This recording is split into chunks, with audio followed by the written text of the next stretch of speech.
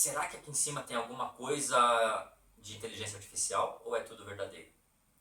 Fica aqui nesse vídeo, porque nós vamos refletir sobre o que é verdade e o que é falso, o que é fake e o que é verdadeiro. Já te adianto, não tem nada de inteligência artificial aqui, é tudo real. Vamos à história de hoje. Aproveite já e curta, compartilhe esse vídeo, comente aqui embaixo sobre mais uma história que vamos ler juntos. Mais uma história do livro de Malbataan, Lendas do Povo de Deus. A história de hoje se chama Shibolete. Vamos a ela.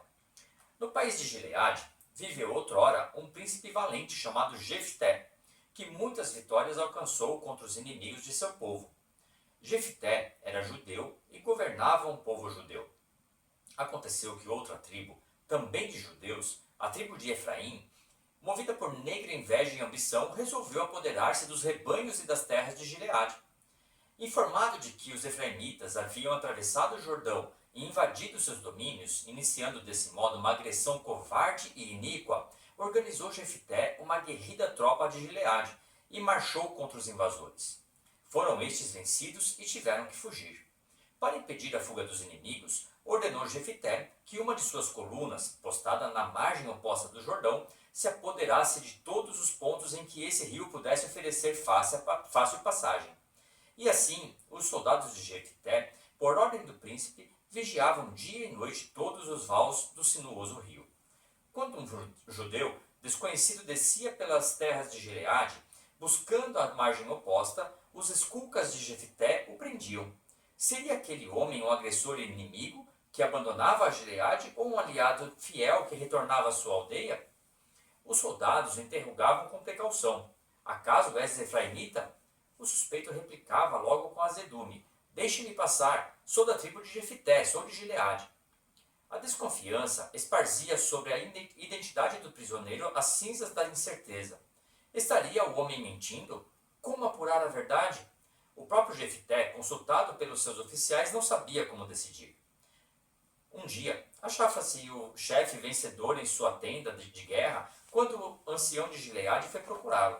Era um sábio. Estudara os dialetos das diversas tribos e conhecia os 1000 segredos do linguajar dos povos. Príncipe, declarou o sábio, existe em nosso idioma, o hebraico, uma palavra dotada de dom extraordinário. Essa palavra pode revelar se uma pessoa qualquer pertence à nossa tribo ou se perfila entre os inimigos que desejam a ruína e a destruição de Gileade. Jefté, sensato e inteligente, venerava os sábios. Perguntou-lhe, pois, que palavra é essa? É a palavra Shibolete, esclareceu o filólogo.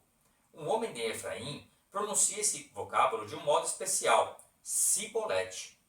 A primeira sílaba pronuncia logo a diferença. Ao passo que os nossos amigos articulam claramente Shibolete. Neste mesmo dia, determinou Jefté que todos os suspeitos fossem interrogados pelos vigilantes que guarneciam as passagens livres do rio. Acaso és efraimita? Respondia em geral o interpelado com sobrancelha impertinente. Ora, deixe-me passar, sou de Gileade, pois não vem? Tal explicação não bastava.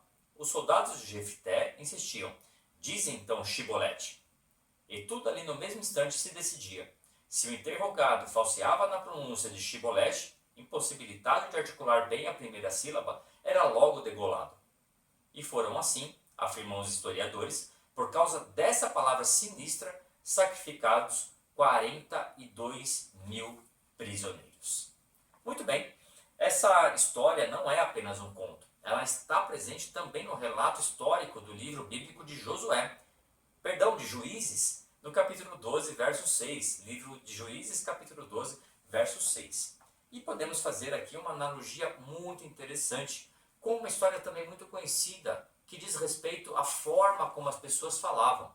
Essa história está presente nos evangelhos, e ela descreve a forma como Pedro, como o apóstolo Pedro, foi identificado pelos homens que estavam ali do lado de fora do lugar onde Jesus estava sendo interrogado, e eles perceberam que Pedro falava como um dos judeus, falava como um daqueles que seguiam Jesus. Por quê? Porque a sua fala o denunciava. E aqui eu quero trazer um pensamento e, junto com você, estarmos refletindo sobre qual é o nosso dialeto, como nós estamos falando. Tudo aquilo que nós fazemos reflete qual é a nossa forma de pensar e a nossa origem.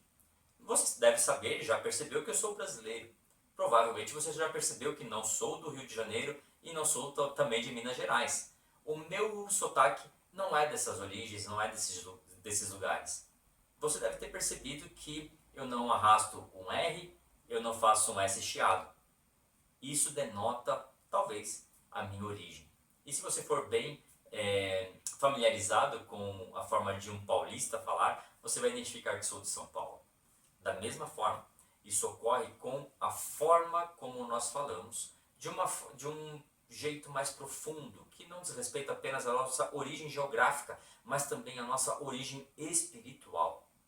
Se o nosso linguajar comunica alguém que está cheio do Espírito Santo, alguém que carrega uma fé intensa e prática, isso será percebido pelas pessoas. Entretanto, se o nosso viver é um viver materialista, um viver distante de Deus, um viver conectado apenas com as coisas finitas, conectadas com a finitude da matéria que nos cerca, com a finitude da vida em que estamos vivendo, isso também será percebido pelas pessoas que nos ouvirem falar, que foram interpeladas por nós, que cruzarem os nossos caminhos.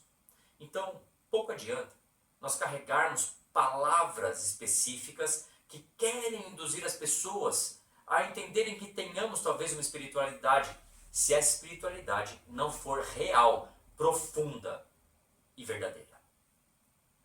Não há como falsear a palavra Shibolete para um judeu que não fosse oriundo de Gileade. Da mesma forma, não há como falsear uma vida de espiritualidade apenas por usar vocabulário espiritual. Não confere com a verdade, será logo percebido. Então pense sobre isso. O que as outras pessoas estão testificando sobre a sua espiritualidade? O que as outras pessoas estão testificando sobre aquilo que você carrega dentro de você, da sua alma, do seu espírito? Se é bondade, se é espiritualidade, se é uma preocupação com o próximo, se é verdadeiro, isso será percebido pelas outras pessoas. Mas se for algo superficial, apenas para parecer socialmente, apenas para tirar uma foto ou para fazer um pequeno vídeo, tentando denotar bondade, preocupação com outra pessoa ou com uma causa genuína, isso será também logo percebido. Acompanhando jovens e adolescentes ultimamente, temos percebido que essa geração que está vindo para nos substituir, a nossa próxima geração, eles estão vindo com uma percepção muito aguçada sobre o que é verdadeiro e o que é falso.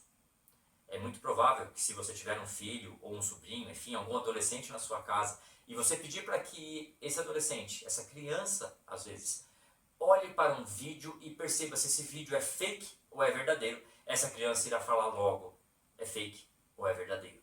E é muito interessante porque em uma época, em um tempo de inteligência artificial, muitas vezes os quarentões, os cinquentões não percebem diferenças sutis.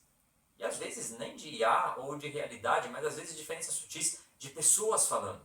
Mas os adolescentes estão vindo com uma percepção muito aguçada. E eu entendo que isso não é à toa, isso não é do nada. Isso é providência divina. Porque é necessário para este tempo uma clareza muito grande e perceptível sobre a verdade que é carregada por aqueles que nós ouvimos falar. Então, reflita hoje sobre qual verdade você está comunicando, porque você está comunicando a verdade que você carrega. Não tente falsear isso, porque isso é prontamente perceptível. Sejamos verdadeiros e coerentes, não com as palavras que usamos, mas com a vida que carregamos. Que aquilo que você vive seja também aquilo que você comunica. Que aquilo que você comunica seja também aquilo que você vive. Vivamos uma vida de verdade que vale a pena ser vivida. Que Deus te abençoe. Que você possa viver uma vida que vale a pena ser verdadeiramente vivida. Não esqueça de curtir esse vídeo, de comentar aqui embaixo e de encaminhá-lo também, de compartilhá-lo com outras pessoas que podem ser abençoadas através desta história bíblica. Até o nosso próximo vídeo.